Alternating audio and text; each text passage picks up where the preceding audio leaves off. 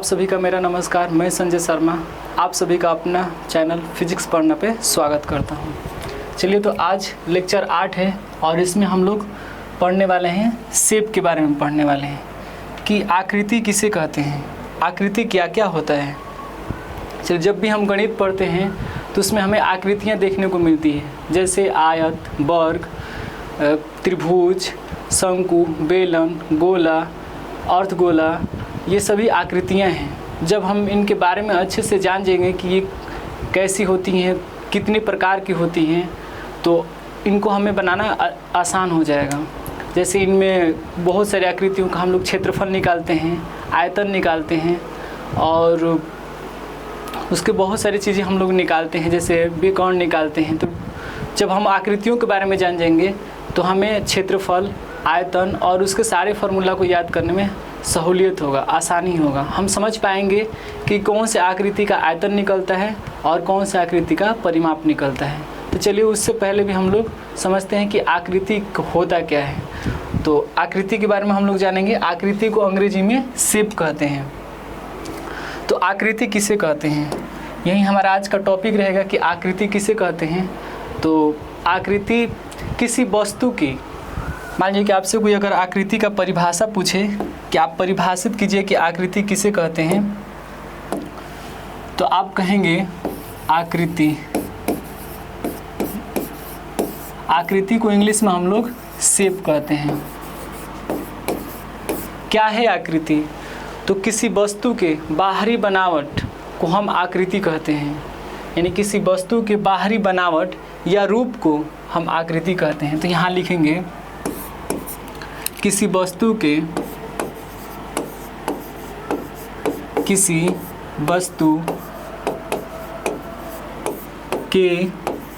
बाहरी बनावट या रूप को आकृति कहते हैं। ये हमें मेंसुरेशन यानी कि क्षेत्रमिति के सवाल बनाने में बहुत ही मदद करता है। क्या होता है कि हम लोग भूल जाते हैं कि वृत्त का क्षेत्रफल क्या होगा, वृत्त का आयतन निकलेगा कि घन का आयतन निकलेगा कि घन का परिमाप निकलेगा। हमें बहुत समस्या होता है जब हम सूत्रों को याद करते हैं। जब हम क्लास 8 और 9th में रहते हैं तो हम हमेशा इस समस्या में रहते हैं कि किसका आयतन होता है, किसका क्षेत्रफल होता है, तो किसका परिमाप होता है।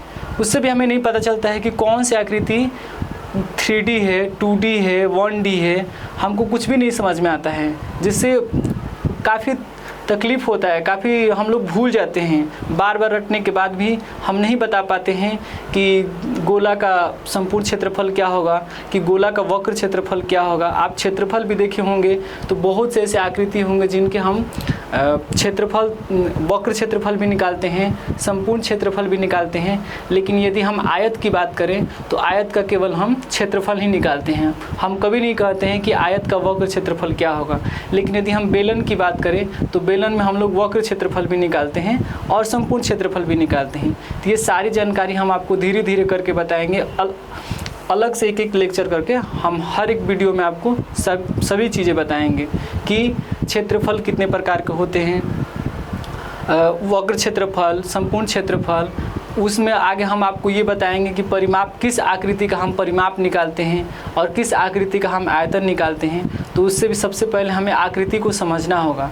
तो आकृति के बारे में हम परिभाषा लिखे हैं कि किसी वस्तु के बाहरी बनावट या उसके रूप को आकृति कहते हैं। अगर आप देखेंगे तो संसार की सभी वस्तुएं कोई न कोई रूप में हैं। कोई वस्तु बेलन के रूप में है तो कोई वस्तु शंकु के रूप में है। जैसे हम एक फेस्टिवल मनाते हैं होली, और होली में हम लोग जो एक टोपी पहनते हैं तो देखते हैं वो शंकु के आकार का होता है। यदि हम घर में अपना पाइप लगाते हैं तो एक बेलन के आकार का होता है, जिसे हम सिलेंडर कहते हैं। ये गैस सिलेंडर की बात हम नहीं कर रहे हैं, ये एक पाइप होता है, उस इंग्लिश में हम सिलेंडर कहते हैं। यदि हम लोग लूडो छक्का खेलते हैं तो उसमें एक छोटी सी गोटी होती है जो घन के आकार की होती है। यदि आप घर में ईंट जोड़ते हैं तो आप ईंट के अगर शेप को देखें, आकार को देखें तो वो एक घनाभ के आकार की होती हैं।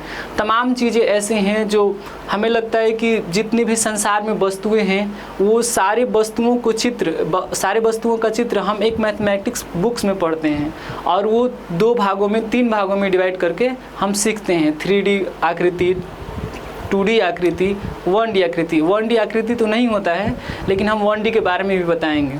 तो ऐसे सारी आकृतियाँ जो है वो 2D ही होती हैं, 2D और 3D के रूप में होती हैं।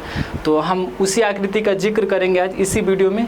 आज हम बस इतना ही जानेंगे कि आकृति कौन सी आकृति 2D है, कौन सी आकृति 3D है और कितनी सारी आकृतियाँ होती है। 2 एडवांस इसमें आकृति जुड़ जाते हैं जो 3D में आते हैं, हम लोग पढ़ते हैं पिरामिड और प्रिज्म।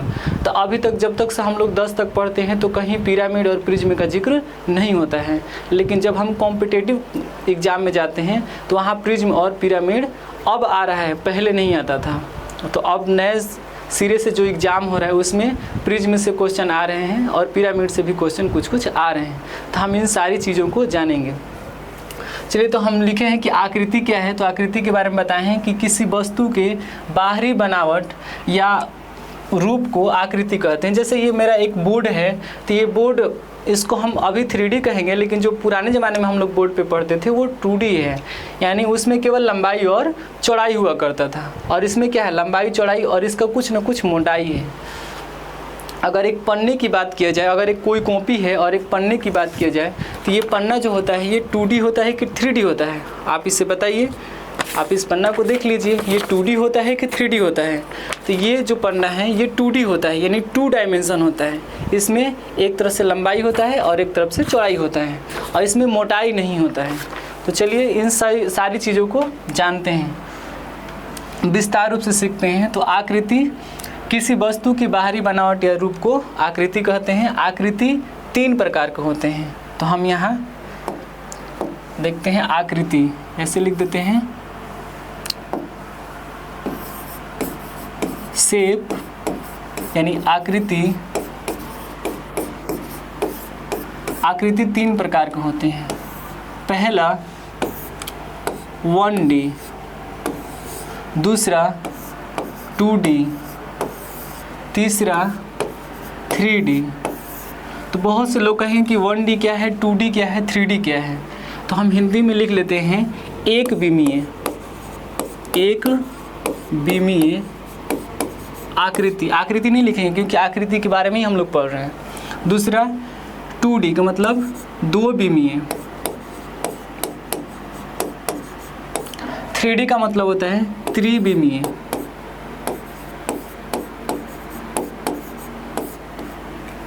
चलिए, आकृति 1D में कौन कौन से आकृति आते हैं। तो आकृति 1D में होता क्या है, रेखा होता है, रेखा। अगर 1D की बात करें तो रेखा के पास केवल क्या होता है, लंबाई होता है। जो रेखा के पास होता है केवल लंबाई होता है, इसीलिए ये क्या है, एक विमीय है। चलिए, रेखा के 2 प्रकार होते हैं। यदि आप नहीं जानते हैं तो जान लीजिए।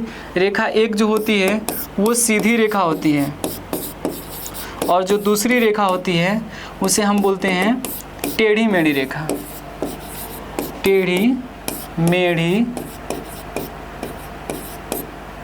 मेढ़ी रेखा, या हम इसे एक लाइन में कह सकते हैं वक्र रेखा। अगर आप परिभाषा लिखना चाहें तो आप लिख सकते हैं, रेखा की परिभाषा क्या होता है, बिंदुओं का वह समूह जो एक दिशा में हो। बिंदुओं का वह समूह जो एक दिशा में हो उसे हम क्या कहते हैं, रेखा कहते हैं। एक दिशा नहीं कहेंगे, एक दिशा कहेंगे तो वह हमारा हो जाएगा किरण हो जाएगा। बिंदुओं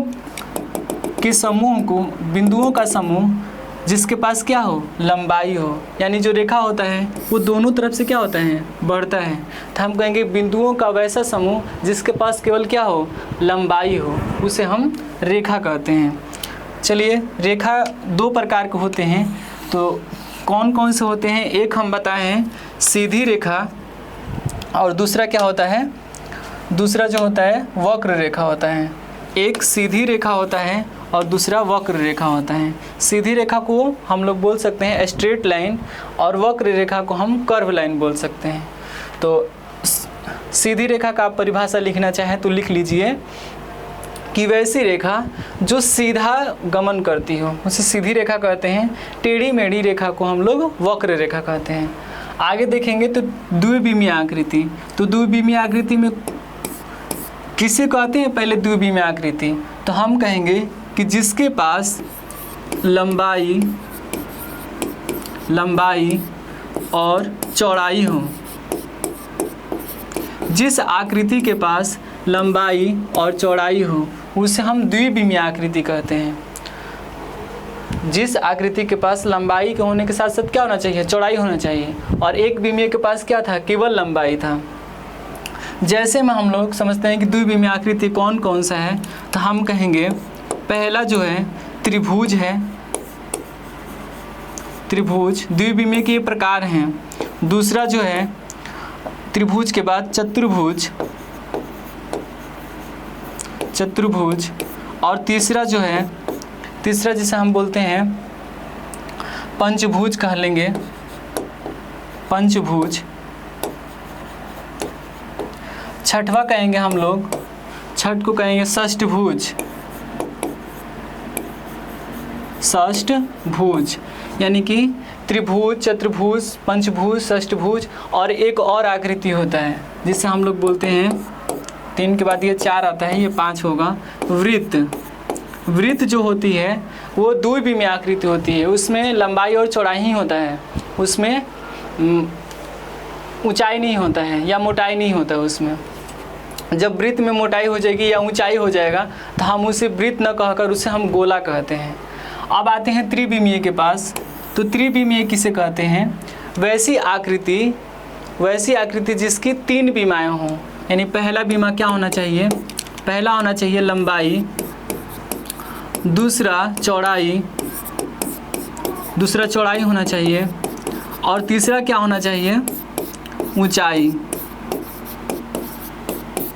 जिसके पास लंबाई हो, चौड़ाई हो, ऊंचाई हो, ये तीनों विमाएँ होती है उसे हम 3D आकृति कहते हैं, त्रिविमीय आकृति कहते हैं। इंग्लिश में 3 डायमेंशन कहते हैं, इसको 2 डायमेंशन कहते हैं और इसको 1 डायमेंशन कहते हैं। चलिए, तो त्रिविमीय आकृति में कौन कौन सी आकृति होती है तो हम आगे जानेंगे। त्रिविमीय 3 डायमेंशन में हम लोग आकृति नंबर 1 को पढ़ते हैं। क्या होता है? घन, दूसरा घनाभ, तीसरा क्या होगा? बेलन, चौथा शंकु, पांचवा गोला, 6 नंबर अर्धगोला,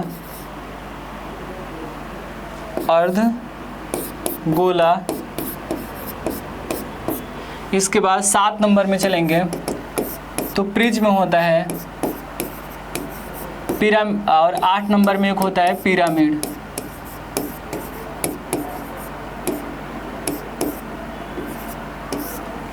देखिए 3D आकृति में होता क्या है? घन होता है, घनाभ होता है, बेलन होता है, शंकु होता है, गोला होता है, अर्धगोला होता है, प्रिज्म और पिरामिड।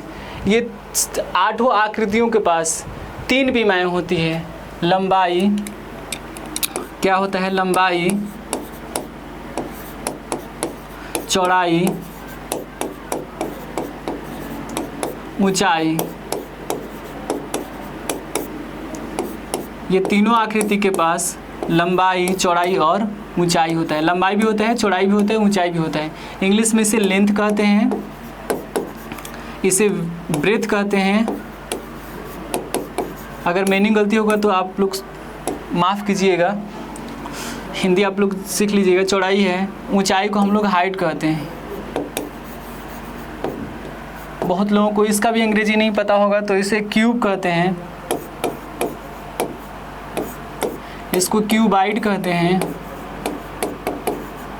इसको सिलेंडर कहते हैं, इसको कोन कहते हैं, इसको स्फेरल कहते हैं। तो इसी तरह से आप इंग्लिश में भी खोज लीजिएगा। चलिए, तो 1 डायमेंशन में हम आपको रेखा बताए हैं, 2 डायमेंशन में क्या क्या बताए हैं, त्रिभुज, चतुर्भुज, पंचभुज, षष्ठभुज और वृत्त। तो चलिए हम लोग धीरे धीरे क्या करेंगे, 2D से शुरुआत करते हैं। 2D में हम आकृति का नाम बताए हैं त्रिभुज।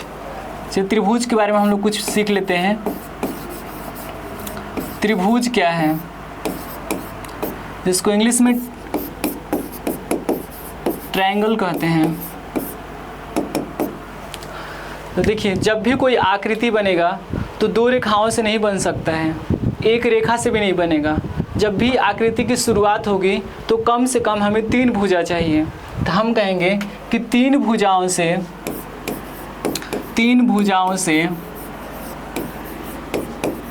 घिरी हुई,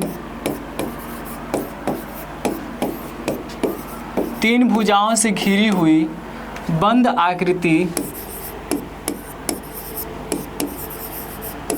आकृति को त्रिभुज कहते हैं। अगर आप जरा ध्यान से पढ़ें तो इसके नाम में ही इसका परिभाषा है। 3 भुजाओं से, देखिए त्रिभुज, त्रि का मतलब होता है 3, भुज का मतलब भुजा। तो इसके नाम में ही इसका परिभाषा है कि 3 भुजाओं से घिरी हुई बंद आकृति, जिसे हम क्या कहेंगे, त्रिभुज कहेंगे। यानी कि 3 भुजा तो होनी चाहिए, लेकिन ऐसे नहीं होना चाहिए। वो तीनों भुजा आपस में क्या मिले हुए होना चाहिए, और ये एक दूसरे से क्या हो, सटा हुआ हो, ऐसे नहीं। 3 भुजाओं से बनी हुई, घिरी हुई बंद आकृति, उसे ही हम त्रिभुज कहेंगे। चलिए त्रिभुज के प्रकार हम पढ़ते हैं। तो त्रिभुज के कितने प्रकार होते हैं, किसी को पता है? अगर किसी को पता है तो वो कमेंट बॉक्स में बताएंगे। त्रिभुज के प्रकार यहाँ लिखते हैं, त्रिभुज के प्रकार। इंग्लिश में से कह सकते हैं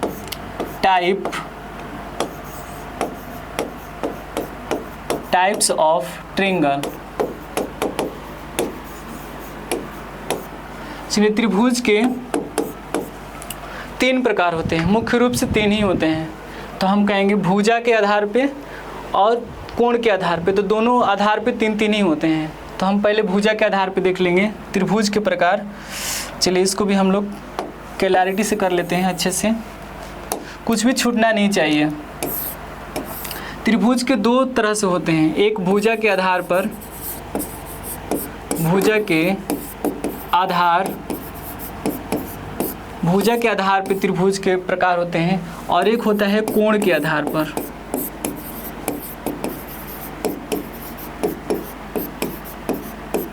चलिए, भुजा के आधार पे जो त्रिभुज होते हैं, जैसे हम बोलते हैं समबाहु त्रिभुज। समद्विबाहु भी पहले लिख सकते हैं, कोई दिक्कत नहीं है। समद्विबाहु त्रिभुज, और तीसरा विषमबाहु त्रिभुज। देखिए, समबाहु त्रिभुज, समद्विबाहु त्रिभुज, विषमबाहु त्रिभुज। कोण के आधार पे जो होते हैं वो भी 3 होते हैं, जिसे हम लोग बोलते हैं न्यून कोण त्रिभुज। दूसरा जो होता है समकोण त्रिभुज, और तीसरा जो होता है उसे हम लोग क्या कहेंगे, अधिक कोण त्रिभुज। उसे हम अधिक कोण त्रिभुज कहेंगे।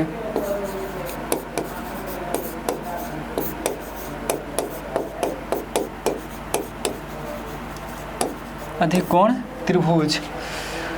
हाँ, गर्मी बहुत ज़्यादा हो रहा है। कोण के आधार पर न्यून कोण त्रिभुज, समकोण त्रिभुज, अधिक कोण त्रिभुज। अगर एक्स्ट्रा में एक इसमें जोड़ लें तो हम लोग बोलते हैं समकोण समद्विबाहु त्रिभुज। यानी कि एक अलग से हम लोग पढ़ते हैं उसमें, जिसमें त्रिभुज वैसा त्रिभुज होता है जिसमें समकोण भी होता है और समद्विबाहु होता है। यानी कि कहने का मतलब ये है कि उसमें दो भुजा भी बराबर होना चाहिए और उसका कोण 90 डिग्री होना चाहिए, तो उसे हम समकोण समद्विबाहु त्रिभुज कहते हैं। अगर इनका परिभाषा लिखना चाहे तो आप लिख लेंगे। चलिए पहले से शुरू से करते हैं समबाहु त्रिभुज से। समबाहु त्रिभुज,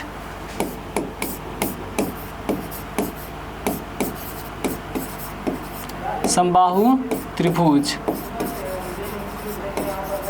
समबाहु त्रिभुज का मतलब होता है, देखिए इसके नाम में ही इसका परिभाषा है, वैसा त्रिभुज जिसकी सभी भुजाएं क्या हो, बराबर हो। सम मतलब बराबर होता है, बाहु मतलब भुजा होता है, तो हम कहेंगे कि वैसा त्रिभुज, यहाँ ऐसे लिख लेंगे, वैसा त्रिभुज जिसके तीनों भुजाएं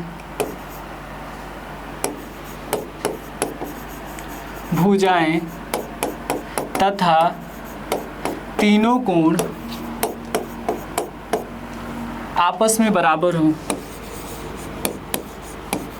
आपस में बराबर हों, उसे समबाहु त्रिभुज कहते हैं। जैसे देख लेंगे हम लोग फिगर में, एक हम ऐसा त्रिभुज बनाएं जिसके तीनों भुजा, यानी कि इसका नामकरण कर देते हैं ए बी सी, तो हम कहेंगे कि ए बी भुजा जितना है उतना ही बराबर ए सी भुजा होना चाहिए, उतना ही बराबर बी सी भुजा होना चाहिए। यानी इसकी तीनों भुजा आपस में क्या होना चाहिए, बराबर होना चाहिए। ये कंडीशन एक है। दूसरा कंडीशन ये कहता है कि इसके प्रत्येक कोण आपस में बराबर हो, यानी हम कहेंगे कि कोण ए का मान जितना होगा उतना ही कोण बी का मान होगा, उतना ही कोण सी का मान होगा। हाँ, और समबाहु त्रिभुज तो इसका प्रत्येक कोण ऐसे लिख लेंगे, प्रत्येक कोण कितना होता है, 60 डिग्री होता है। तो हम कहेंगे कि ये भी 60 है, ये भी 60 है और ये भी क्या है, 60 है। अच्छा, एक और इसमें इम्पोर्टेंट होता है कि कोई भी त्रिभुज हो, अगर वो त्रिभुज है तो इसका अगर तीनों कोण का मान जोड़ते हैं तो 180 होना चाहिए। यदि हम कहें कि कोण ए प्लस कोण बी प्लस कोण सी बराबर कितना होना चाहिए, 180 डिग्री, 180 डिग्री होता है। कोई भी त्रिभुज होगा, समबाहु त्रिभुज हो तब भी होगा, विषमबाहु होगा तब भी होगा, या समकोण समद्विबाहु होगा तब भी होगा, समद्विबाहु होगा तब भी होगा। चलिए अब चलते हैं दूसरे नंबर पे, समद्विबाहु। समद्विबाहु त्रिभुज, समद्विबाहु त्रिभुज का मतलब होता है, देखिए इसके नाम में ही इसका परिभाषा है, सम मतलब बराबर और द्वि मतलब दो, बाहु मतलब भुजा। तो वैसा त्रिभुज जिसके दो भुजाएं तथा दो कोण आपस में बराबर हो, हम कहेंगे कि वैसा त्रिभुज जिसके दो कोण तथा दो भुजा आपस में बराबर हो। यानी हम कहेंगे कि इस भुजा की लंबाई जितनी है उतना ही इस भुजा की होनी चाहिए, और दूसरा ये कोण जितना है उतना ही ये कोण होना चाहिए। यानी हम लिखेंगे कंडीशन नंबर 1 क्या क्या कंडीशन होना चाहिए, और ये भुजा अलग होनी चाहिए। ये एक और दो खींचे, इसका मतलब ये है कि हम एक ये प्रतीक लगा रहे हैं, चिन्ह लगा रहे हैं। दो का मतलब ये है कि जितना इसका लंबाई होगा उतना ही इसका लंबाई होगा। यदि हम कहेंगे कि इसकी लंबाई 4 मीटर है तो इसकी भी लंबाई कितनी होगी, 4 मीटर होगी। एक हम मान रख के इसे साबित कर रहे हैं कि ये अगर जितना होगा उतना ही इतना होगा। अब इसको कुछ भी लिख सकते हैं, 10, 15 जो भी होगा। तो कंडीशन 1 क्या कहता है कि जो भी ए बी की लंबाई होगी वो किसकी लंबाई के बराबर होगी, तो बी सी की लंबाई की बराबर होगी, वो ए सी की लंबाई की बराबर नहीं होगी। तो कहेंगे नॉट इक्वल टू ए सी, यानी कि ये भुजा जो है दो आपस में बराबर होते हैं, तीसरे के बराबर नहीं होते हैं। तो हम ये वाली बात लिखेंगे भी नहीं। चलिए हम लोग बस इतना लिखेंगे कि ए बी जो बराबर होता है वो किसके बराबर होता है, बी सी के बराबर होता है। दूसरा कंडीशन कहता है कि जितना कोण ए का मान होगा उतना ही कोण सी का मान होगा। कोण ए बराबर कोण सी। ये त्रिभुज का परिभाषा ही कहता है कि वैसा त्रिभुज जिसके दो भुजाएं तथा दो कोण आपस में क्या हो, बराबर हो। हम बोलेंगे, लिखेंगे नहीं। चलिए अब आगे चलते हैं। समद्विबाहु त्रिभुज भी समझ गए। तीसरा जो है उसे हम लोग बोलते हैं विषमबाहु त्रिभुज। विषमबाहु त्रिभुज, चलिए इसके नाम में ही इसका परिभाषा है। विषम का मतलब होता है ऑड, अलग अलग, यानी कि, और बाहु का मतलब भुजा होता है। त्रिभुज तो हम लोग जानते ही हैं। तो एक ऐसा त्रिभुज जिसके तीनों भुजाएं आपस में क्या, बराबर ना हो। ए बी सी, हम कहें कि जो ए बी की लंबाई है वो बी सी की लंबाई के बराबर नहीं है। इसका एक नाम दे दिया, इसका दो और इसका तीन। ये तीनों जो भुजा है आपस में बराबर नहीं है। इसके जो तीनों भुजा का जो मान है आपस में बराबर नहीं है। चलिए तो हम इसका कंडीशन 1 लिखेंगे। कंडीशन 1 कहता है कि जो ए बी की लंबाई होगी वो बराबर नहीं होगी किसके, बी सी की लंबाई की, और वो बराबर नहीं होगा ए सी की लंबाई के। ये बराबर करके काट देने, इसका मतलब यही है कि जो ए बी की लंबाई होगी वो बी सी की लंबाई के बराबर नहीं होगा और ना ही बराबर होगा ए सी की। यानी तीनों भुजा की लंबाई आपस में क्या होंगे, असामान्य होंगे, समान नहीं होंगे। और जिसके तीनों भुजा आपस में समान हो जा रहे हैं वो कौन सा त्रिभुज है, विषमबाहु त्रिभुज, समबाहु त्रिभुज है। और जिसके दो भुजा आपस में समान है वो समद्विबाहु त्रिभुज है। और जब दो भुजा आपस में समान होंगे तो दो कोण भी आपस में समान हो ही जाते हैं। इसका क्या है कि इसके तीनों भुजा आपस में बराबर नहीं है, तो हम इसका सेकंड कंडीशन भी लिखेंगे कि कोण ए बराबर नहीं है कोण बी के, बराबर नहीं है कोण सी के। इतना समझ गए। अब आगे चलते हैं। आगे हम लोग त्रिभुज के बारे में पढ़ लिए, ख़त्म हो गया। तो आगे हम लोग पढ़ेंगे किसके बारे में, चतुर्भुज के बारे में। तो चतुर्भुज के बारे में पढ़िए। आज से आपका क्लियर हो जाएगा कि चतुर्भुज के कितने प्रकार होते हैं। तो चतुर्भुज जानते हैं किसे कहते हैं आप लोग, चार भुजाओं से घिरी हुई बंद आकृति को चतुर्भुज कहते हैं। इसका परिभाषा आप लोग लिखेंगे कि चार भुजाओं से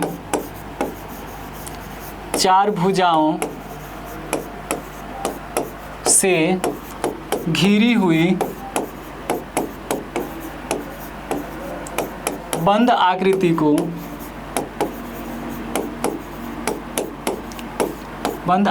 को चतुर्भुज कहते हैं।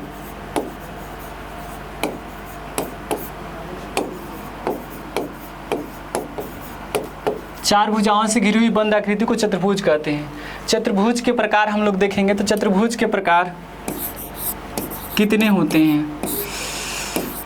पहला लिखेंगे। पहला जो चतुर्भुज के प्रकार होता है उसे हम लोग बोलते हैं वर्ग, स्क्वायर। चलिए हिंदी में लिख देते हैं केवल। दूसरा होगा आयत, जिसे रेक्टेंगल कहते हैं। तीसरा होगा वर्ग, आयत। इसके बाद तीसरा आप लोग बताइए क्या होगा, वर्ग के बाद आयत, आयत के बाद क्या आता है। तो तीसरा हम लोग लिखेंगे समलंब। चौथा हम लोग लिखेंगे 4 नंबर समचतुर्भुज।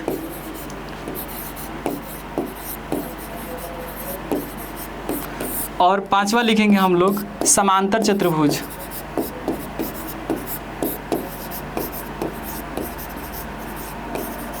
ये चतुर्भुज के प्रकार में आ जाते हैं। यानी आप लोग यदि 7, 8 पढ़े होंगे या 9, 10, तो ये सारे आकार हम लोग को पढ़ने को मिलते हैं। वर्ग पढ़ते हैं, आयत पढ़ते हैं, समलंब पढ़ते हैं, चतुर्भुज पढ़ते हैं, समांतर चतुर्भुज पढ़ते हैं। तो अब क्लैरिटी हो गया होगा कि चतुर्भुज जो होते हैं वो 5 ही प्रकार के होते हैं।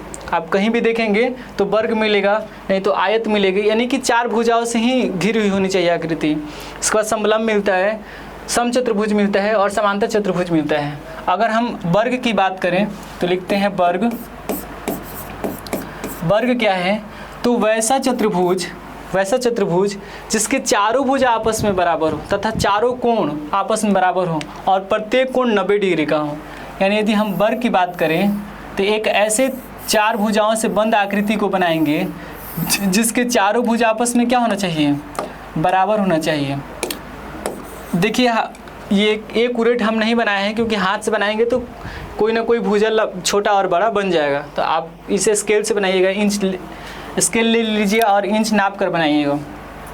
तो हम कहेंगे वर्ग किसे कहते हैं, तो 4 भुजाओं से, 1 भुजा, 2 भुजा, 3 भुजा और 4 भुजा, चारों भुजाओं से घिरी हुई बंद आकृति को चतुर्भुज कहते हैं। लेकिन ये चारों भुजा आपस में क्या होना चाहिए, बराबर होना चाहिए। यानी हम कह सकते हैं कंडीशन 1 कहता है कि AB की लंबाई जितनी होगी उतना ही लंबाई BC की होगी और उतना ही लंबाई D है, ये D बनाते हैं, DC की होगी और उतना ही लंबाई AD की होगी। यानी मेरे कहने का मतलब ये है कि A से B तक की लंबाई 2 मीटर है तो हम कहेंगे कि B से C तक की भी लंबाई कितनी होगी, 2 ही मीटर होगी। D से C तक की लंबाई भी कितनी होगी, 2 ही मीटर होगी।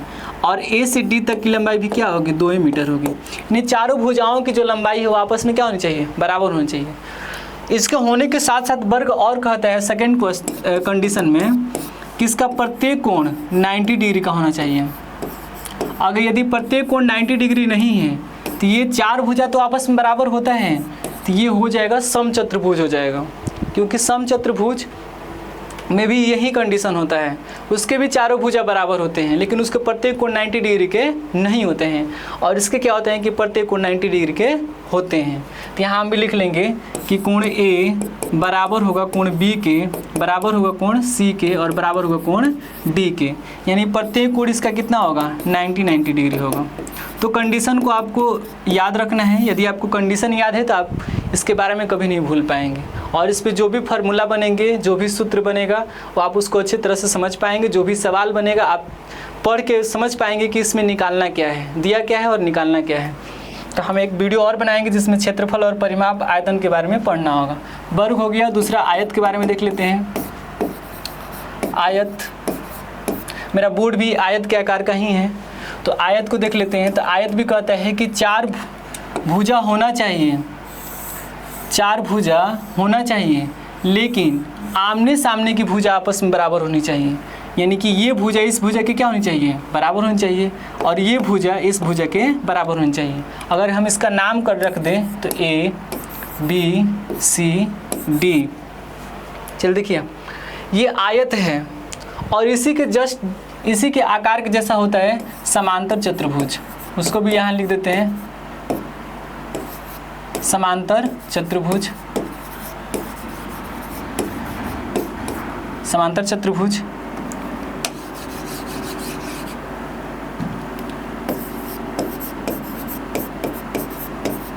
इसी के आकार के जैसा होता है। जो इसका परिभाषा होता है सेम इसका भी परिभाषा यही होता है, लेकिन ये दोनों में एक ही अंतर होता है। इसके भी आमने सामने की भुजा क्या होती हैं, आपस में बराबर होती हैं। लेकिन कंडीशन ये है कि इसका प्रत्येक कोण 90 डिग्री होता है, इसका प्रत्येक कोण 90 डिग्री का होता है और इसका प्रत्येक कोण 90 डिग्री का नहीं होता है। आप देख भी सकते हैं कहाँ है इसका 90 डिग्री है। इसका नामकरण करते हैं PQRS। देखिए ये आयत है और ये समांतर चतुर्भुज है। इसको हम फिगर नंबर 3 कर लेते हैं। 2 हो गया, 3 हो गया। देखिए ये आयत है और ये समांतर चतुर्भुज है। दोनों का परिभाषा एक ही होता है कि 4 भुजाओं से घिरी हुई बंद आकृति जिसके आमने सामने की भुजा क्या हो, बराबर हो। लेकिन यदि आप नहीं कहेंगे कि प्रत्येक कोण 90 डिग्री का हो तो हम नहीं बता पाएंगे कि ये समांतर चतुर्भुज है कि आयत है। आयत होने के लिए इसका प्रत्येक कोण 90 डिग्री होना चाहिए और समांतर चतुर्भुज होने के लिए प्रत्येक कोण 90 डिग्री नहीं होना चाहिए। उसी तरह से यहाँ हम वर्ग पढ़ाए थे तो वो आकृति तीसरा था, तो चौथा कर लेते हैं हम इसमें समचतुर्भुज। समचतुर्भुज में भी आप देखेंगे तो सेम यही होता है। इसमें भी चारों भुज आपस में क्या होते हैं, बराबर होते हैं, लेकिन इसका प्रत्येक कोण 90 डिग्री नहीं होता है। कहने का मेरा मतलब ये है कि ये ऐसे होता है, आप यदि बर्फ़ी खाए होंगे तो ये सेम बर्फ़ी के जैसा ही होता है। इसमें क्या होता है कि इसकी भी चारों भुजा आपस में बराबर होते हैं। इसके भी चारों भुजाओं की माप आपस में क्या होती हैं, बराबर होती हैं। P Q R S, P Q R S। इसकी भी चारों भुजा, अगर हम कहें कि ये 4 मीटर है तो ये भी कितना होगा, 4 मीटर होगा। ये भी कितना होगा, 4 मीटर होगा। और ये भी कितना होगा, 4 मीटर होगा। इसके भी चारों भुजा आपस में बराबर होते हैं। हालांकि इसके प्रत्येक कोण 90 डिग्री के नहीं होते हैं, ये 90 डिग्री का नहीं होता है, लेकिन इसके प्रत्येक कोण 90 डिग्री के होते हैं। तो दोनों को एक साथ समझा दिए। इसको भी आगे हम लोग देखेंगे, तो ये भी दोनों को एक साथ समझा दिए। एक बच गया है समलंब चतुर्भुज, तो उसको भी देखते हैं। समलंब 2D में समलंब रह गया है। तो समलंब किसे कहते हैं, इसका 2 फिगर होता है। यदि आप देखेंगे 5वां था, ये 2 फिगर होता है इसका। एक जो होता है समलंब वो कुछ इस तरह से होता है, यदि हम ये लगे तो जीप की तरह है, लेकिन ये समलंब ही है। और एक जो समलंब होता है आकृति, वो इस तरह से होता है। आपको हर एक फिगर को याद करना ही होगा, तभी आप मैथ में अच्छे स्कोर कर पाएंगे, या अच्छे नंबर ला पाएंगे, या समझ पाएंगे कि हमें करना क्या है। अन्यथा आपको नहीं याद रहेगा कि फिगर क्या है, इसको कैसे बनाना है, और इसके साथ साथ आपको फार्मूला भी याद करना पड़ेगा। तो हम जो अगला वीडियो बनाएंगे उसमें क्षेत्रमिति पे बनाएंगे, और हम आपको बताएंगे कि फार्मूला कैसे याद किया जाता है, समझा जाता है। याद करेंगे तो आप भूल जाएंगे, अगर आप समझ जाएंगे तो आप कभी नहीं भूलेंगे। चलिए देखिए, इसका परिभाषा ये है कि 4 भुजा होना चाहिए, लेकिन 2 भुजा एक दूसरे के क्या होने चाहिए, समानांतर होने चाहिए। यानी कहने का मतलब ये है कि इस भुजा को हम काल्पनिक रूप से बढ़ाएं और इस भुजा को भी पीछे काल्पनिक रूप में बढ़ाएं, तो हम देखेंगे कि ये दोनों भुजा एक दूसरे को बाइसेक्ट नहीं कर रही, मतलब काट नहीं रही है एक दूसरे को। ये कहाँ काट रही है, अगर इसमें भी देखें तो सेम वही कहानी है। कहता है कि ये वैसे 2 भुजा, 2 एक दूसरे के क्या हो, समांतर हो, और 2 एक दूसरे के असमांतर हो। ये अगर हम इसका नाम A रखें, B रखें, C और D, तो हम कहेंगे कि AB समांतर है किसके, CD भुजा के। लेकिन हम ये नहीं कभी कह सकते हैं कि AC भुजा समांतर नहीं है किस भुजा के, BD भुजा के। यानी इसके 2 भुजा आपस में समांतर होते हैं और ये 2 आपस में असमांतर होते हैं, यही है। इसमें भी देखेंगे तो वही कहानी है। इसमें भी 2 भुजा एक दूसरे के क्या हैं, समांतर हैं। अगर हम इसका नाम P Q R और S रख देते हैं तो कहेंगे कि PQ जो भुजा है वो SR के क्या है, समांतर है। लेकिन PS जो भुजा है वो QR के समांतर नहीं है। अब आगे चलते हैं, हम लोग देखेंगे 2D हमारा समाप्त हुआ, एक वृत्त बच गया है। चलिए देखिए वृत्त को भूल जा रहे थे। सर्कल, वृत्त क्या है, पंचभुज, षष्ठभुज, ये 7 में 6 में पढ़ना है। इसके बाद आगे थोड़ा इसका कम ही पढ़ना है। पंचभुज में 5 भुजा होगा, षष्ठभुज में 6 भुजा होगा। वृत्त क्या है, तो कहते हैं कि किसी निश्चित बिंदु से निश्चित दूरी पर घिरे हुए क्षेत्र को वृत्त कहते हैं। अगर आप नहीं ध्यान दे पाए हैं तो फिर से एक बार ध्यान देंगे कि किसी निश्चित बिंदु से, चलिए, किसी निश्चित बिंदु से निश्चित दूरी पर घिरे हुए क्षेत्र को हम वृत्त कहते हैं। इस दूरी को हम लोग R कहते हैं, इस केंद्र को हम लोग O कहते हैं, और वृत्त को जो आधा करता है, यहाँ आधा कर लेंगे, ऐसे आधा, जो रेखा वृत्त को आधा करते हैं उसे हम व्यास कह लेते हैं। व्यास की आधी दूरी त्रिज्या कहलाती है। तो जिधर इतना R का मान है, ठीक उतना ही R का मान इधर भी है। तो व्यास किसे कहते हैं, वृत्त की आधी करने वाली रेखा को व्यास कहते हैं। व्यास की आधी दूरी को त्रिज्या कहते हैं। तो हमें वृत्त में केवल R ही चाहिए, और इसका परिभाषा भी हम बता दिए हैं, लिखना पड़ेगा तो आप लिख लीजिए कि किसी निश्चित बिंदु से निश्चित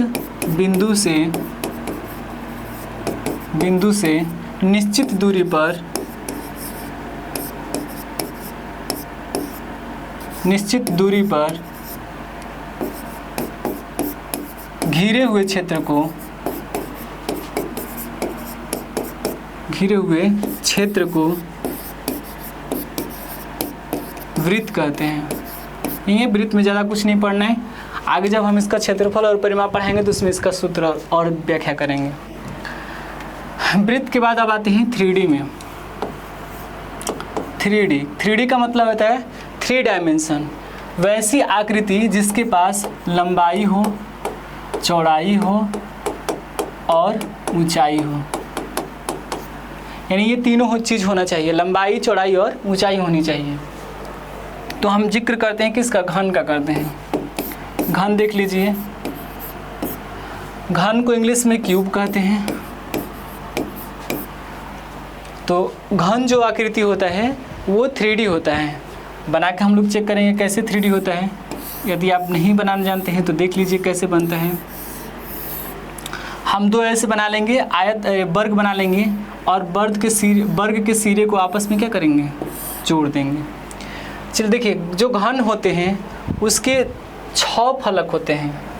इसमें जो होता है वो हम बताते हैं। फलकों की संख्या, फलक मतलब सतह होता है, फलक का मतलब पृष्ठ होता है, सतह। तो इसके कितने फलक होते हैं, 6 होते हैं। दूसरा क्वेश्चन जो होता है इसमें, इसके कितने शीर्ष होते हैं। शीर्ष का मतलब कोना होता है। यदि आप गिनेंगे शीर्ष तो इसके 8 शीर्ष होते हैं। इसके शीर्षों की संख्या जो होती है वो कितनी होती है, 8 होती है। इसके शीर्ष 8 होते हैं।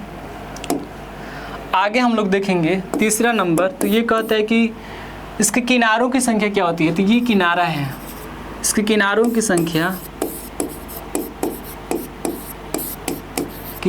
संख्या 12 होती है। जितना एक वर्ग घन में होता है ठीक उतना ही किस में होता है, घनाभ में होता है। जितना घन में होता है उतना ही घनाभ में होता है। इसकी जो सतहें होती है वो आयताकार होती हैं, यानी जो ये घनाभ बनता है वो आयत के सतहों से मिलकर बनता है, लेकिन जो घन होता है वो वर्ग के सतहों से मिलकर बनता है। यानी इसका एक पृष्ठ अगर हम लोग बाहर निकालेंगे तो वो क्या बनेगा, वर्ग बनेगा। और वर्ग का क्षेत्रफल होता है भुजा स्क्वायर, इसीलिए इसके कुल कितने पृष्ठ होते हैं, 6 होते हैं, इसीलिए हम इसका बोलते हैं संपूर्ण क्षेत्रफल 6वें स्क्वायर। इसके जो पृष्ठ होते हैं वो आयताकार होते हैं। तो इसके भी 6 फलक ही होते हैं, शीर्ष भी 8 होते हैं और एक किनारों की संख्या 12 होती है। जो घनाभ के आकार के होते हैं वो हमारे ईंट होते हैं, किताब होते हैं। अगर आप देखें तो चबूतरे जो बनाए जाते हैं वो घनाभ के आकार के ही बनाए जाते हैं। तो ईंट इसका अच्छा खासा एग्जाम्पल है। और जो क्यूब होता है, हम लूडो छक्का में खेलते हैं तो उसमें एक छोटी सी गोटी का इस्तेमाल करते हैं, तो वो उसे हम लोग जिसे छक्का खेलते हैं तो वो हमारा क्यूब ही है, घन है। इसके बाद हम लोग आते हैं बेलन के पास। किसके पास, बेलन। बेलन को सिलेंडर कहते हैं। जो सिलेंडर होता है वो कुछ इस तरह से होता है। सिलेंडर इस तरह से होता है, एक पाइप होता है, यही एक सिलेंडर है, बेलन है। और बेलन 3D होता है। चलिए उसमें हम आपको नहीं समझा पाए थे, तो देखिए इसमें 3 चीज़ें होगा। एक जो है ये हमारा लंबाई है, ये हमारा चौड़ाई है और ये हमारा क्या है, ऊंचाई है। ठीक उसी तरह से इसमें भी देखेंगे, ये हमारा लंबाई है, ये हमारा चौड़ाई है और ये हमारा ऊंचाई है। इसमें 3 बीमाएँ हैं। जब भी हम 3D पढ़ेंगे तो उसमें 3 बीमा देखने को मिलेगा।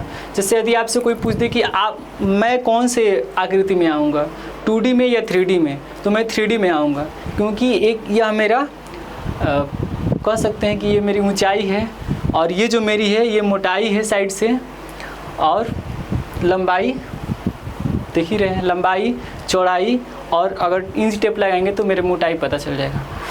तो मेरे में भी 3 चीज़ें हैं, लंबाई, चौड़ाई और मोटाई। तो मैं भी 3D हूँ। मुझे लोग 3 तरह से देख सकते हैं, सामने से, बगल से और एक तिरछा देख सकते हैं।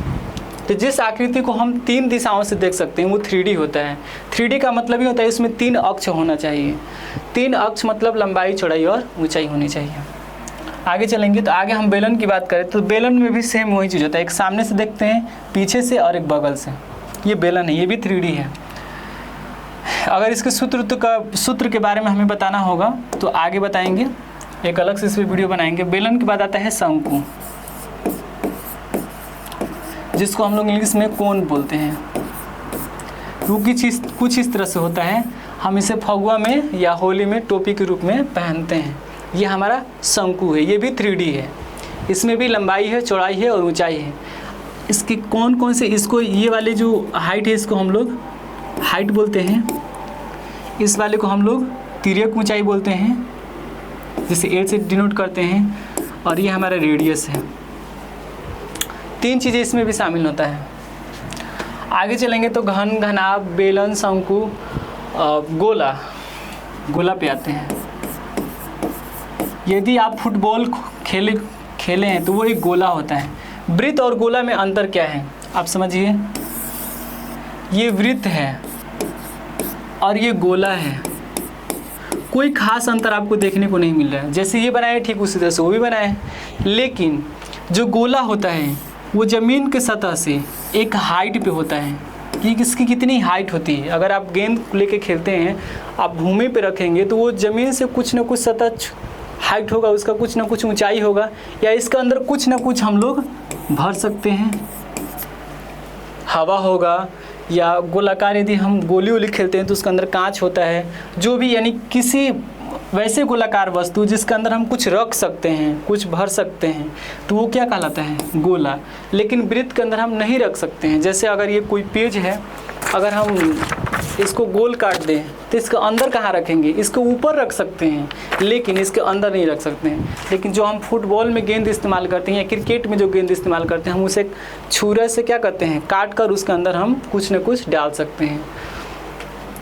गोला हो गया। इसको आधा कर देंगे तो अर्धगोला हो जाएगा। तो गोला और अर्धगोला दोनों समाप्त हो गया। एक जो आगे हम लिखवाए होंगे प्रिज्म और पिरामिड। तो प्रिज्म और पिरामिड के बारे में आप देखिए कैसे उसका फिगर होता है। चाहे रहने दीजिए, आप लोग उतना नहीं देखिए, वो अभी 10 तक नहीं आएगा। आगे आप लोग पढ़ेंगे तो उसका चित्र आप किताबों में देख लीजिएगा। तो मेरे कहने का मतलब ये है कि पूरा कहानी सुनाने के बाद कि आकृति कितने होते हैं और कौन कौन से आकृति किस किस टाइप के होते हैं, मेरा सिखाने का मकसद यही था। तो हम सीख चुके हैं। तो आज के लिए इतना ही रहेगा। मिलते हैं अगले वीडियो में।